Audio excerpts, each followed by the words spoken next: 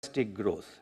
Real GDP grew by 6.7% in the first quarter of this financial year, that is 24-25.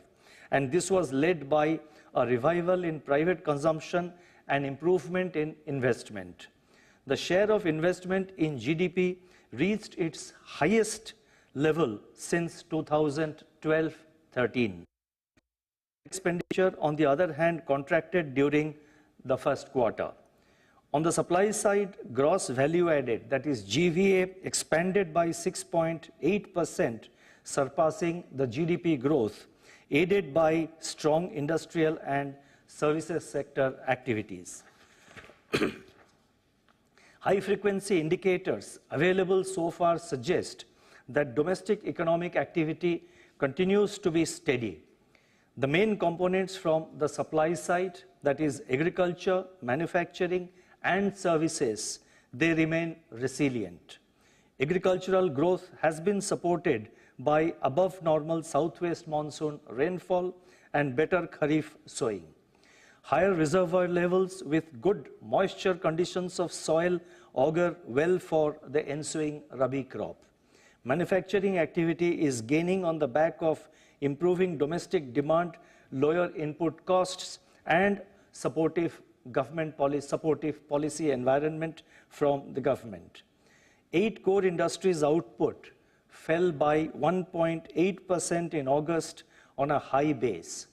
Excess rainfall also dampened the production in certain sectors such as electricity, coal, and cement in August. The Purchasing Managers Index, that is PMI for manufacturing, at 56.5 for September remained elevated. The services sector continues to grow at a strong pace. PMI services at 57.7 in September indicates robust expansion. On the demand side, rural demand is trending upwards while urban demand continues to hold firm. Government consumption is improving. Investment activity remains buoyant, with government capex rebounding from a contraction observed in the first quarter of this year.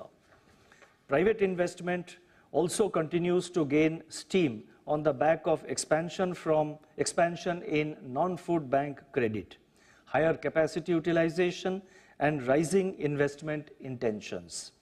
On the external front, services exports is supporting overall growth. Looking ahead, India's growth story remains intact, as its fundamental drivers, namely consumption and investment demand, are gaining momentum. Prospects of private consumption, the mainstay of aggregate demand, look bright on the back of improved agricultural outlook and rural demand. Sustained buoyancy in services would also support urban demand. Government expenditure of the center and the states is expected to pick up pace in line with the budget estimates. Investment activity would benefit from consumer and business optimism, government's continued thrust on capex, and healthy balance sheets of banks and corporates.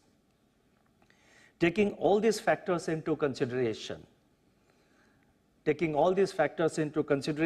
real GDP growth for 24-25 is projected at 7.2%, with Q2 at 7%, Q3 at 7.4%, and Q4 7.4%. Real GDP growth for Q1 of next financial year, that is 25-26, is projected at 7.3%. The risks are evenly balanced. I would now like to turn to inflation. Now, as anticipated, headline inflation softened significantly in July and August, with base effect playing a major role in the month of July. Food inflation experienced a certain degree of correction during these 2 months. Considerable divergence, however, was observed within the food subgroups. Now, whatever I am saying, I have given a lot of data in the footnote of my statement, which as usual will be uploaded in the RBI website immediately after my statement is immediately after I complete my statement. For example, I just now said that considerable divergence, however, was observed within the food subgroups. So this is backed up by the data which I have given in the footnotes. And in fact, all the statements that I am making are backed up by supportive data there in the footnotes. So those of you who are interested may like to have a look at them after it is uploaded. Now,